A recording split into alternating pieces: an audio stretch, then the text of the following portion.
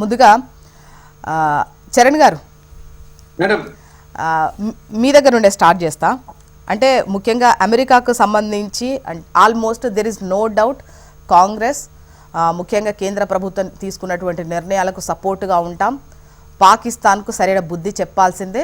So మీరు ఏ నిర్ణయం తీసుకున్నా కూడా మేము వెనుకుంటామని చెప్పారు. అది దేశ ప్రజలు కూడా చూశారు. అక్కడ ఎక్కడ తప్పుపట్టేది లేదు.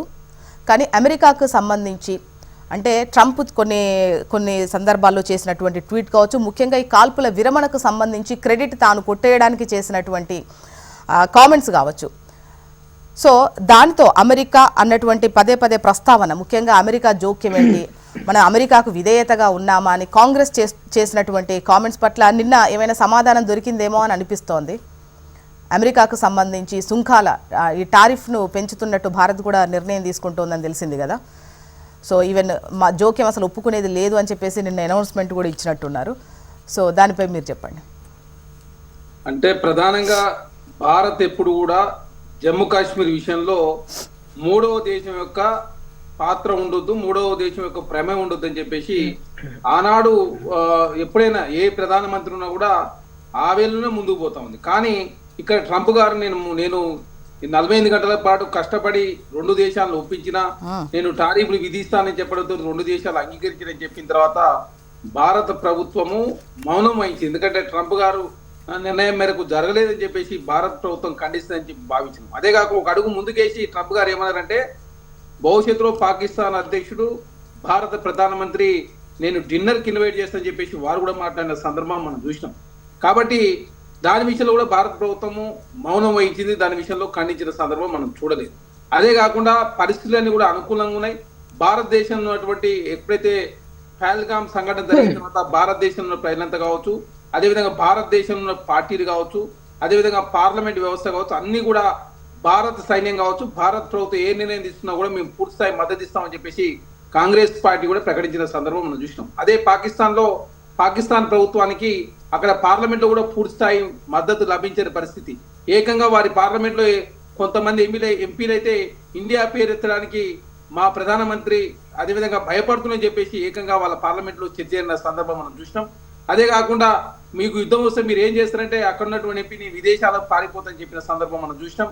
అదే కాకుండా అక్కడ పాకిస్తాన్ లో రకరకాల లుకలుకలు ప్రారంభమైన పరిస్థితి. ఎందుకంటే బలికిస్తాన్ కావచ్చు, అదే కాకుండా హిందూ సంబంధించినటువంటి పాకిస్తాన్.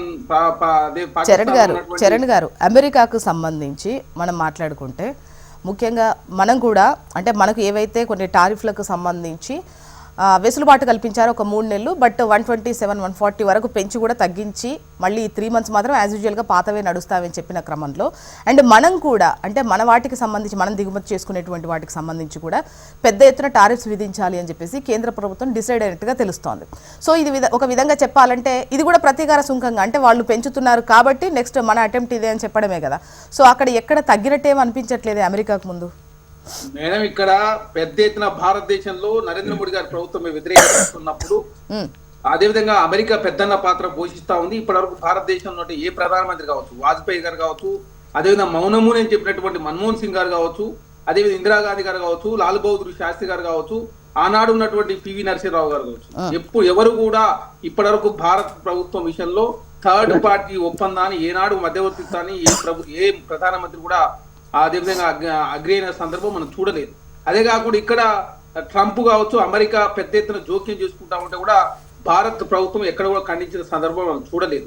కాబట్టి భారతదేశంలో వ్యతిరేకత వస్తా ఉంది. కాబట్టి ఇప్పుడేదో అమెరికా మీద మేము సుంకాలు విధిస్తామని చెప్పేసి ఇది నష్ట నివారణ చర్యల్లో భాగంగా మాత్రమే, ఇది ఒక ప్రచారం ప్రాపగండ చేసే ప్రయత్నంలో భాగంగా భారత ప్రభుత్వం నరేంద్ర మోడీ గారు ముందుకు పోతున్నారు. చరణ్ గారు నాకు వచ్చిన డౌటే ఇది, మామూలుగా ప్రతిపక్షాలు లేదంటే అంటే సారీ అధికార పక్షానికి సంబంధించి బీజేపీ వాళ్ళు చేస్తున్న కామెంట్ కాదు.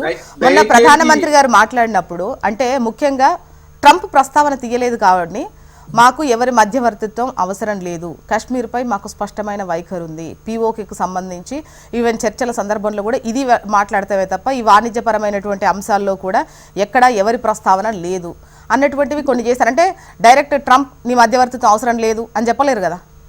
మేడం ఇక్కడ దయచేసి విక్రమ్ మిస్త్రీ గారు ఉన్నారు. విక్రమ్ మిస్త్రీ గారి మీద కూడా పెద్ద ఎత్తున ట్రోలింగ్ జరిగినటువంటి పరిస్థితి మనం చూసినాం. అవును. అదే కాకుండా పెద్ద ఎత్తున ఎవరైతే ఈ ఒప్పందానికి సంబంధించినటువంటి ఆల్రెడీ యుద్ధం ముగుస్తుందని చెప్పినటువంటి ఎవరైతే సైనికులలో ఉన్నటువంటి అధికారులు ఖురేష్ గారు కావచ్చు, అదేవిధంగా మిగతా వాళ్ళ మీద పెద్ద ఎత్తున ట్రోలింగ్ జరిగినటువంటి సందర్భం మనం చూసినాం. కాబట్టి ఎప్పుడు కూడా భారత ప్రభుత్వం మధ్యవర్తిత్వాన్ని కోరుకోలేదు. అదే కాకుండా సిమ్లా ఒప్పందం, గతంలో సిమ్లా ఒప్పందం ఉంది, తర్వాత సింధు జలాలు బంద్ చేసినప్పుడు ఏకంగా చూడండి మీరు, పాకిస్తాన్ కు 7 బిలియన్లు కావాలని చెప్పేసి రిక్వెస్ట్ పెట్టిన అమెరికా $1 బిలియన్ ఆల్రెడీ రుణం ఇప్పించిన పరిస్థితి. పాకిస్తాన్ లో వాతావరణం బాగాలేదు, అక్కడ ప్రజల మద్దతు కూడా పాకిస్తాన్ ప్రభుత్వం లేని పరిస్థితి. సైన్యాధ్యక్షుడు ఒకటి మాట్లాడుతూ ఉన్నాడు, అక్కడ ఉన్నటువంటి షరీఫ్ గారు ఒకటి మాట్లాడుతూ ఉన్నారు, అక్కడ ఉన్నటువంటి ఎంపీలు ఒకటి మాట్లాడుతూ ఉన్నారు. పార్టీల మధ్య అనేక్యత ఉంది. అదేవిధంగా ఇమ్రాన్ రకరకాల సమస్యలు ఉన్నప్పటికీ కూడా ఈ సందర్భంగా ఒప్పుకోవడం తోటి పీఓకేకి సంబంధించి కావచ్చు, తీవ్రవాదం సంబంధించిన సమస్యకు పరిష్కారం లభిస్తుందని చెప్పేసి భారతదేశం ప్రజలంతా కూడా ఆశించినప్పటికీ ఆ స్థాయిలో మనం అందుకోలేకపోయినా, ఆ స్థాయిలో మనకు రిజల్ట్ రాలేదని చెప్పేసి భారతదేశం కూడా అమర్నాథ్ గారు ఉన్నారు. కాబట్టి ఈ విషయాన్ని సైడ్ ట్రాక్ చేయడం కోసం మాత్రమే భారత ప్రభుత్వము ట్రేడింగ్ సంబంధించిన వ్యవహారంలో మేము సుంకాలు వేస్తామని చెప్పేసి నష్ట నివారణ చర్యల్లో భాగంగా మాత్రమే ఇలాంటి ప్రతిపాదన తీసుకొచ్చిన